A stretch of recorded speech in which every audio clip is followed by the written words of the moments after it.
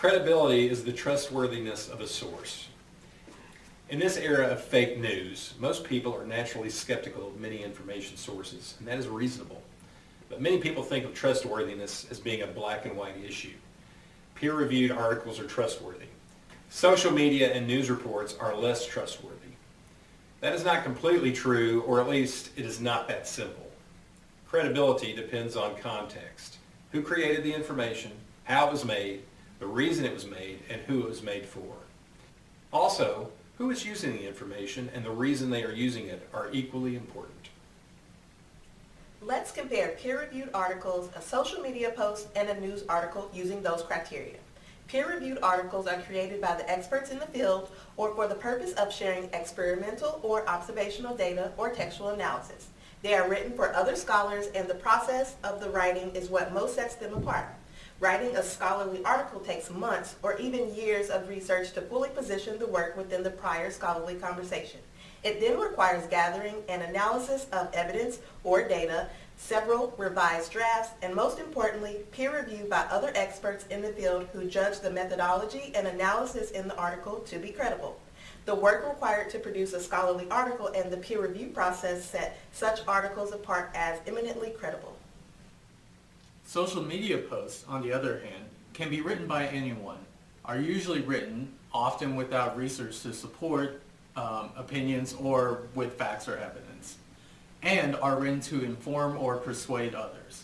To publish a social media post, an editor or social media manager might perform a basic fact check, but often the publishing process consists of a mouse click.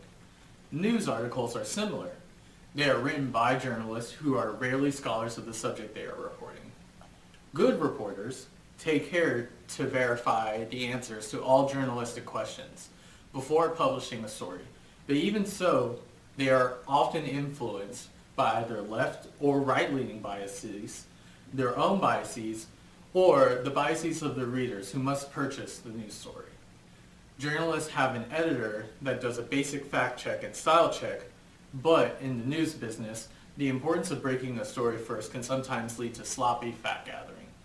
Also, facts are gathered by interviewing human witnesses who, even if they truly believe they are relating facts, may be mistaken.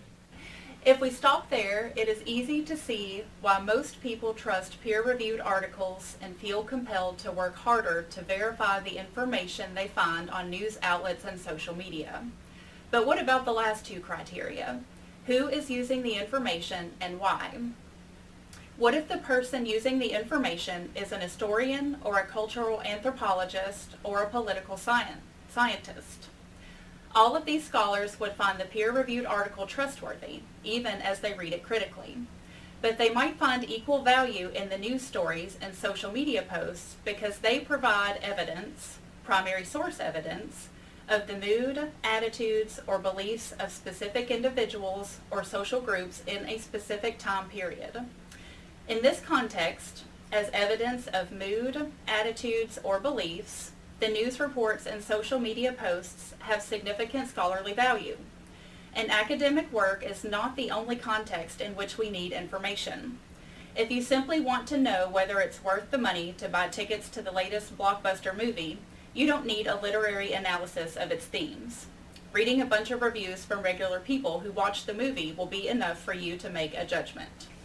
The credibility of an information source depends on the credentials of the person who created it, their intended audience, their reason for creating it, and their process for creating it.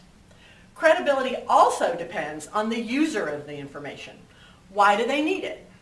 So, credibility is contextual.